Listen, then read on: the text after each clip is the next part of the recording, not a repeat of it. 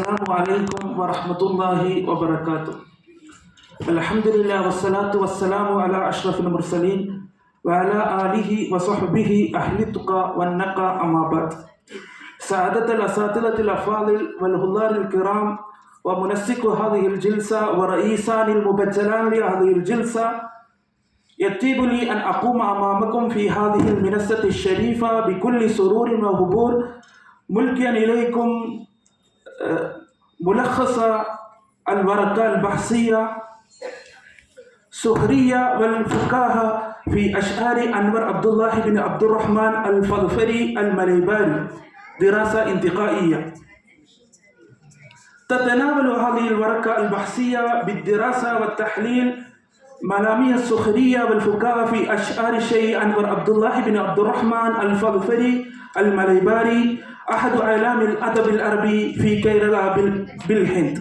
وتكشف الدراسة أن السخرية في شعره ليست سخرية لهو أو عبث، بل هي منهج فني وإصلاحي يهدف إلى معالجة الظواهر الاجتماعية والثقافية بأسلوب رفيع يجمع بين عمق الفكر وخفة الروح. اعتمد الباحث المنهج التحليلي الانتقائي مستندا إلى قراءة مجموعة من القصائد التي تجلت فيها روح الدعابة والفكاهة الهادف، مثل ألاو الشيب، ما عظم الشتت وما أجسم العلم، لا تستبدلوا الشمتاء بالحسنات، وغيرها من النصوص التي تتكامل فيها الصورة الشعرية مع القصائد التربوية.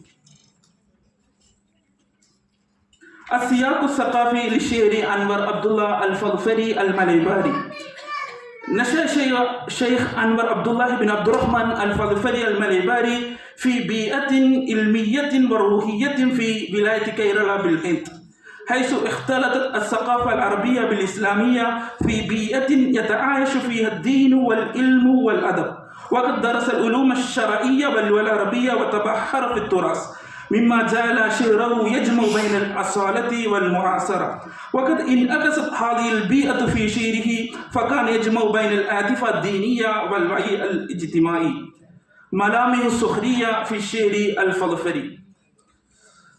تتنوع مظاهر السخرية في شعر الفضفري بين السخرية الاجتماعية واللغوية والتربوية والفكرية.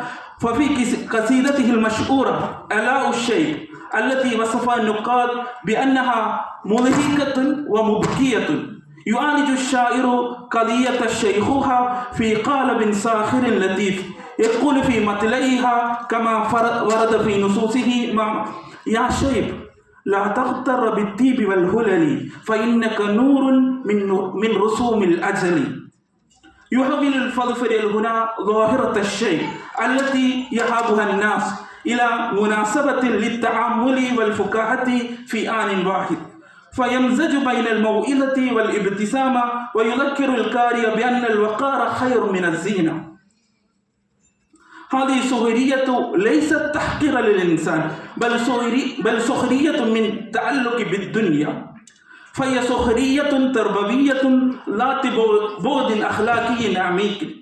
وفي قصيدته ما عظم الشتت وما أجسم العلم نلاحظ نوعا آخر من السخرية، إذ يهاجم الشاعر السياسات الاجتماعية الجائرة بقلم سائر، فيقول: تكلموا عن الحريات وهم لها قيودهم وسيوفهم والميزل.